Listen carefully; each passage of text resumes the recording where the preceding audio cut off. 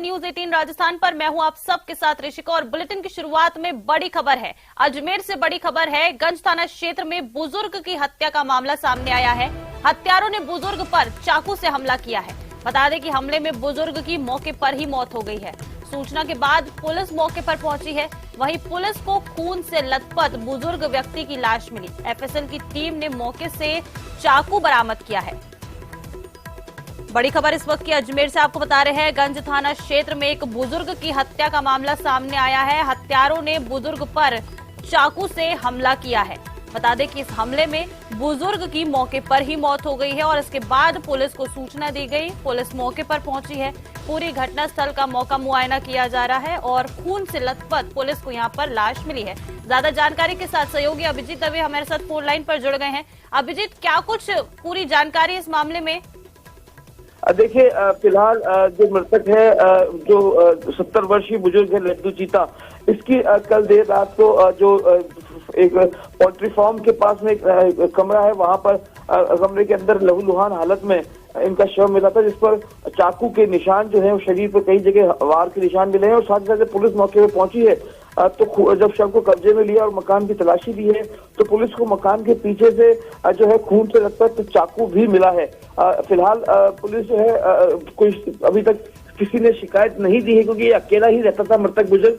लेकिन पुलिस प्राइमेफेसी इस मर्डर के बाद जो संदिग्ध युवक है उनको लेकर तलाश शुरू कर दी है और आसपास जो अपने मुखबिर तंत्र है उसको सक्रिय करते हुए बुजुर्ग के साथ किसका घोलमेल था उन तमाम लोगों के साथ पड़ताल करने पे जांच शुरू कर दी गई है। अभिजीत, क्या इन बुजुर्ग की किसी के साथ कुछ विवाद था, कोई मतभेद था, ऐसी कोई जानकारी सामने आई है क्या? कौन लोग रहे होंगे ये? देखिए, पुलिस इसी बात की पड़ताल कर रही है कि बुजुर्ग के पास किन किन लोगों का आने जाने का मूवमेंट लगातार रहता था। उसके आधार पर पुलिस जो है मामले की जांच करेगी, क्योंकि बुजुर्ग अकेला यहाँ रहता था और घटना के वक्त वहां पर और कोई मौजूद नहीं था जो इस बात की शिकायत भी पुलिस को दे सके। तो पुलिस ने फिलहाल शव को जो है पोस्टमार्टम के लिए देर रात को मोर्चरी में शिफ्ट कर दिया गया है और आज पोस्टमार्टम करने के साथ ही पुलिस जो है इस पूरे मामले की पड़ताल में जुटी है। खुद एडिशनल एसपी विकास सांगवान जो है रात को मौके पर पहुंचे थे। पूरा मौका मुआयना करने के बाद उन्होंने जो गंज एसएचओ हैं धर्मवीर, उनकी अगुवाई में एक स्पेशल टीम का गठन किया जो इस पूरे केस को अब मॉनिटर कर रही है। जी अभिजीत, जहां ये रहते थे उनके जो पड़ोस में रहने वाले पड़ोसी होंगे, क्या उनसे किसी प्रकार की अभी तक कोई जानकारी मिल पाई है इनको लेकर? देखिए, देर रात 11 बजे का पूरा घटनाक्रम था और फिलहाल पुलिस के पास क्या क्या इनपुट्स आए हैं पुलिस ने उसको शेयर ऑन नहीं किया है। लेकिन पुलिस का यही कहना है कि जो वारदात में इस्तेमाल हथियार है, जो चाकू है, वो मकान के पीछे यानी कि जहां से शव मिला है उससे करीब 70। ठीक है अभिजीत, आप पूरे मामले पर नजर बनाए रखिएगा। आपसे अपडेट्स लेते रहेंगे। फिलहाल शुक्रिया। चलिए आगे बढ़ते हैं और देखिए जोधपुर से भी एक बड़ी खबर है। सेतरावा में चिंकारा का शिकार हुआ है। चिंकारा के सींग, खाल, अवशेष जब्त किए गए हैं। बता दें कि शिकार में इस्तेमाल हथियार भी बरामद हुआ है। वन विभाग पुलिस की टीम ने दबिश दी है और 2 सगे भाइयों पर शिकार का आरोप लगाया जा रहा है। वन्यजीव बता दें कि कर रहे गिरफ्तारी की, वन्यजीव प्रेमी जो हैं वो अब इन आरोपियों की गिरफ्तारी की मांग कर रहे हैं। ज्यादा जानकारी लेंगे। सहयोगी रंजन हमारे साथ फोन लाइन पर जुड़ गए हैं। रंजन, क्या कुछ जानकारी? चिंकारा का शिकार किया गया है, लोगों के बारे में पता चल पाया है? जी निश्चित तौर पर बताना चाहूंगा ऋषिका कि ये है जो जोधपुर के सेतरावा क्षेत्र के पास में नाथड़ाऊ गांव है, वहां की ये घटना बताई जा रही है और 2 सगे भाइयों पर ये आरोप लगे हैं कि उन्होंने ये शिकार किया और उसके बाद में उसका जो मांस है वो बनाने का प्रयास था। उसके बाद में जब पुलिस को इसकी भनक लगी, पुलिस सूत्रों को जब इतना मिली, उसके बाद में दबिश दी गई, जहां ये दोनों जो युवक हैं वहां मौके से फरार हो गए। हालांकि पुलिस लगातार बीती रात से इस मामले में पड़ताल में जुटी है, दबिश भी दी है 1-2 जगह, लेकिन अभी तक इस बारे में स्पष्ट जानकारी नहीं मिल पाई है। लेकिन निश्चित तौर पर 2 सगे भाई भोमाराम और विष्णाराम है, उन पर ये आरोप लगे हैं कि उनके द्वारा ये शिकार किया गया है। मौके से जो चिंकारा के सींग है और उसकी जो खाल है और कुछ बर्तन और अन्य चाकू और ऐसे कुछ सामान भी मिले हैं, जिसको लेकर के अब वन्य जीव प्रेमियों में इस बात को लेकर के रोष है और उनकी जो गिरफ्तारी की मांग लगातार अब की जाएगी और प्रयास ये किए जा रहे हैं कि सबसे पहले, क्योंकि जहां से ये सामान बरामद हुआ है उसको लेकर के इन दो भाइयों पर आरोप लगे हैं और उसको लेकर के कहीं ना कहीं अब प्रयास ये किए जाएंगे कि जल्दी से जल्दी इनको पकड़ा जाए। इनको परंजन, इनको पकड़ने के लिए क्या कुछ पुलिस की तरफ से प्लानिंग की जा रही है? जी, निश्चित तौर पर पुलिस के द्वारा भी है और वन विभाग के जो रेंजर हैं महेंद्र चौधरी और जो संबंधित थाना क्षेत्र है, चामू थाना क्षेत्र है, बालेश्वर वन विभाग है, यह मिलकर के प्रयास कर रहे हैं। लगातार जिस तरीके से बीती रात से यह घटनाक्रम सामने आया है उसको लेकर के अब निश्चित तौर पर पकड़ने के लिए पुलिस के द्वारा जो टीमें हैं, वन विभाग की जो टीमें हैं, वो अपने बिल्कुल रंजन, देखिए जो वन्यजीव प्रेमी है उनमें रोष भी देखने को मिल रहा है, तो इनकी गिरफ्तारी जल्द ही हो जानी चाहिए। बहुत शुक्रिया आपका तमाम जानकारियों के लिए। चलिए आगे बढ़ते हैं और कोटा से एक बड़ी खबर आपको बता दें। खातोली में देवर ने भाभी पर हमला किया है। देवर ने कुल्हाड़ी से वार कर भाभी को घायल किया है। घायल महिला को अस्पताल पहुंचाया गया है। बता दें कि गाय को चारा खिलाने को लेकर दोनों में विवाद हुआ था, लेकिन मामले की जांच में पुलिस जुट गई है कि आखिर क्या कुछ विवाद रहा, जिसके चलते एक देवर ने अपनी ही भाभी पर हमला कर दिया। कल कुल्हाड़ी से इस देवर ने वार किया है अपनी ही भाभी पर। महिला इस हमले में घायल हो गई, जिसके बाद उसे अस्पताल ले जाया गया है, जहां उसका इलाज फिलहाल चल रहा है। कोटा से ये बड़ी खबर आपको बता रहे हैं। खातोली में देवर ने भाभी पर हमला कर दिया। प्रारंभिक जानकारी सामने आ रही है कि गाय को चारा खिलाने को लेकर विवाद हुआ था। हालांकि पुलिस अब इस पूरे मामले की गुत्थी सुलझाएगी कि क्या कुछ पूरा विवाद रहा जिस वजह से देवर ने भाभी पर हमला कर दिया।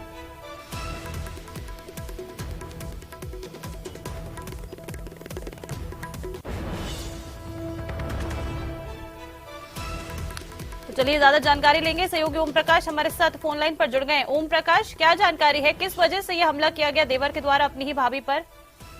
देखिए, कोटा ग्रामीण अंचल के ये एमपी से सटे इलाके के सम्मानपुरा गांव की घटना है, जहां गाय द्वारा चारा खाने की मामूली बात को लेकर देवर ने अपनी भाभी पर धारदार हथियार से जो है कुल्हाड़ी से हमला कर गंभीर रूप से घायल कर दिया।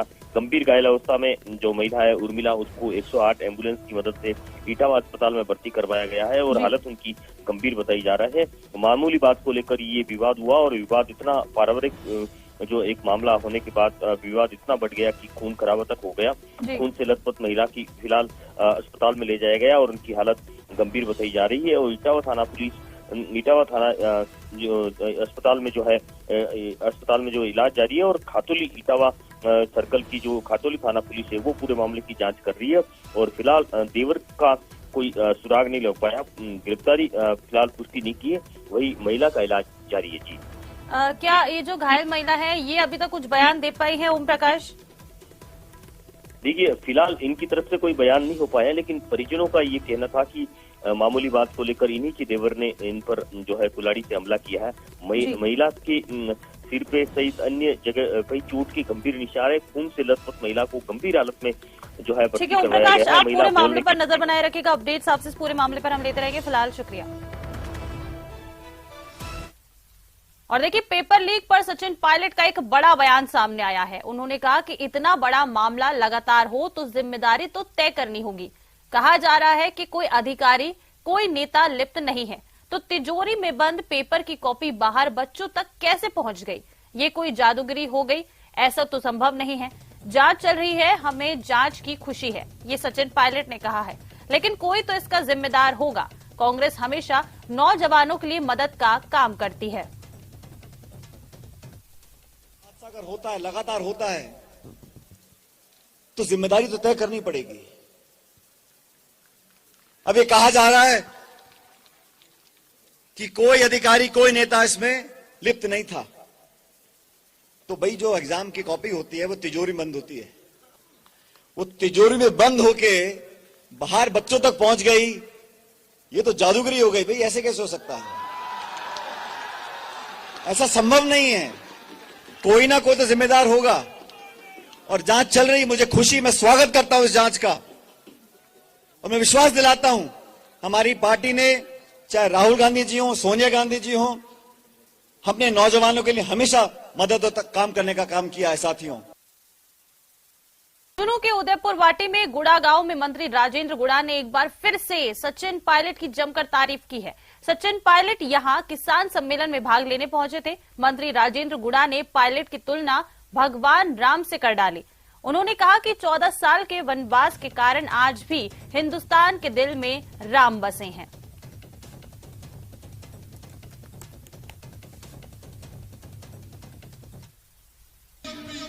इस धरती के ऊपर जब राजा राम का राज तिलक हो रहा था और राजा राम का राज तिलक न होकर उनको 14 साल का वनवास हुआ, तो उसको हिंदुस्तान की जनता आज तक नहीं भूल पाई। वह जनता के दिलो दिमाग में बैठ गया कि राजा राम के साथ अन्याय हुआ। यह चीज बैठ गई जनता के अंदर। जब हस्तिनापुर के अंदर द्रौपदी का चीरहरण हुआ, तो हिंदुस्तान के जन जन के अंदर की पांडवों के साथ अन्याय हुआ। यह अन्याय जन जन के अंदर घुस गया। और मैं बताना चाह रहा हूं, इस राजस्थान की धरती पर मेरे नौजवान भाइयों, 100 में से यदि कोई 21 नंबर लाए तो फैल है या पास, और 200 में 21 लाए तो वो क्या है? वो क्या है? जो 200 में से 21 लाए वो तो सफल, और 21 को जो 100 बना दे वो निकम्मा, नकारा, इन आवाजों को, इस आवाज को कोई नहीं भूल सकता। हिंदुस्तान का नौजवान पहले साहब समय रहता, ये पूरा हिंदुस्तान, ये राजस्थान शेखावाटी का नौजवान आपके फैसले का इंतजार कर रहा है। आलकमान फैसला करे वो मंजूर है, लेकिन मैं आपको बताना चाह रहा हूं, जिस मतदाता का पहली बार 18 साल का होने के बाद जो मतदान करेगा, जिसका वोटर लिस्ट में नाम नहीं है, वो भी कह रहा कि पहले साहब मुख्यमंत्री कब बन रहे हैं। यह चीज ये माता और बहनें भी वो इंतजार कर रही हैं। इनको किसी चीज से मतलब नहीं। मैं बता रहा हूं आपको, जब सत्ता के गलियारों में किसी के साथ अन्याय होता है तो ये जनमानस क्रांति के रूप में आके बैठता है। और भीलवाड़ा जिले के मालासेरी डूंगरी पर प्रधानमंत्री नरेंद्र मोदी की प्रस्तावित दौरे को लेकर भाजपा के बाद अब जिला प्रशासन ने भी तैयारियों को लेकर अपनी कमर कस ली है। भगवान श्री देवनारायण की जन्मस्थली मालासेरी डूंगरी पर 28 जनवरी को पीएम नरेंद्र मोदी के प्रस्तावित दौरे को लेकर जिला कलेक्टर आशीष मोदी सहित विभागीय अधिकारियों ने हेलीपैड और पीएम की जनसभा की तैयारियों का जायजा लिया।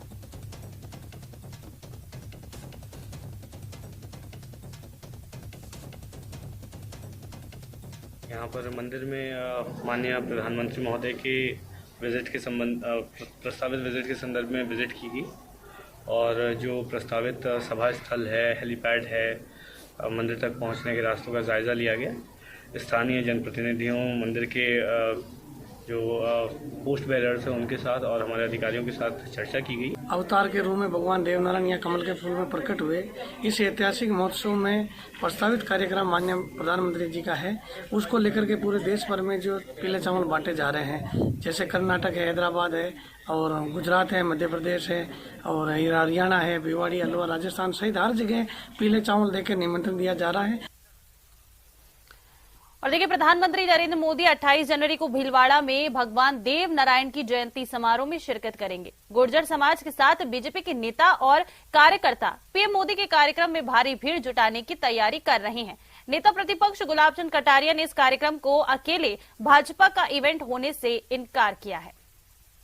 शायद देवनारायण जी का जन्मदिन है, तो वहाँ के सारे संत और सब लोग मिल करके वहाँ के एमपी के साथ प्रधानमंत्री से मिले कि हमारा यह एक फंक्शन है और वो एक बहुत ही महत्वपूर्ण दिन है, आप अगर उसमें उपस्थित हों, तो उन्होंने उसकी स्वीकृति की।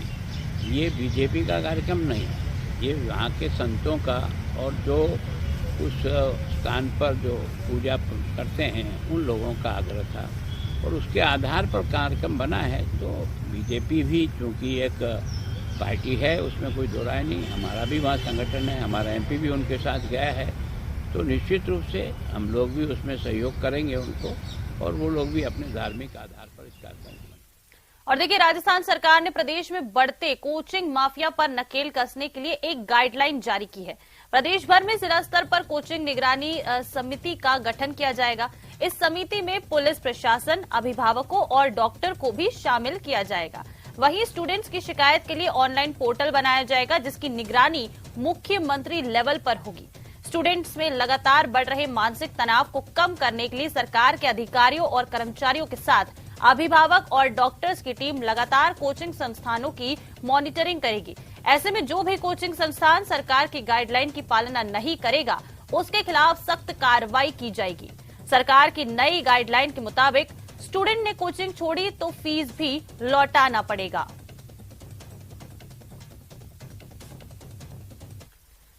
और यहां एक ब्रेक के लिए रुकेंगे, वापस लौटेंगे।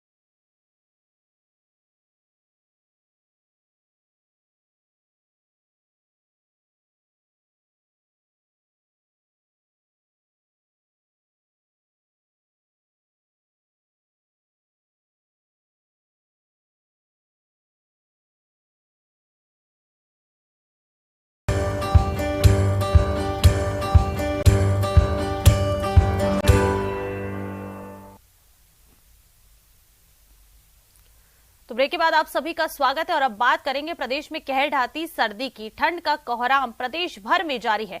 उत्तरी हवाओं के चलते शीतलहर भी जारी है और शीतलहर ने गलन बढ़ा दी है। पहाड़ों में बर्फबारी से मैदानों में ठिठुरन बढ़ गई है, जिसका जो असर है वो पूरे प्रदेश में देखने को मिल रहा है। कई जिलों में फसलों पर बर्फ जम गई है, जिससे किसानों को भी काफी परेशानियां हो रही हैं। भारी नुकसान किसानों को इससे हो रहा है।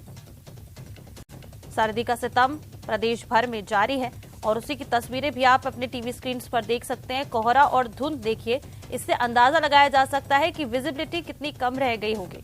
लोगों की परेशानियां भी बढ़ गई हैं इस सर्दी के कारण, क्योंकि ठंड तो बढ़ी गई है, इसके साथ ही जब आम दिनचर्या है वो भी लोगों की यहाँ प्रभावित हो रही है। कई जगहों पर जो लोग हैं वो अलाव तापते हुए नजर आते हैं और कहते हैं कि उन्हें यही एक उपाय दिखता है इस ठंड से बचने के लिए, क्योंकि लगातार जो शीतलहर चल रही है, ठंडी हवाएं चल रही हैं, उससे लोगों की परेशानियां बढ़ गई हैं और इस ठंड के कारण कई बीमारियां भी बढ़ रही हैं। सर्दी, जुकाम, बुखार और वायरल के जो मरीज हैं वो कई ज्यादा अस्पताल में पहुंच रहे हैं।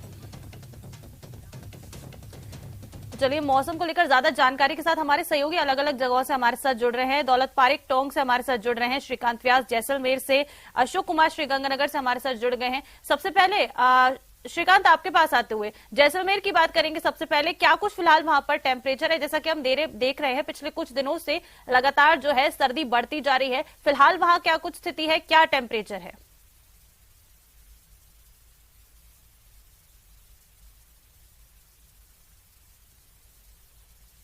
करें सुबह की, तो सुबह जो है वो टेम्परेचर काफी जो है वो गिरा हुआ रहता है। और जो अगर ग्रामीण क्षेत्रों में बात करें तो वहाँ लगातार पाला गिर रहा था।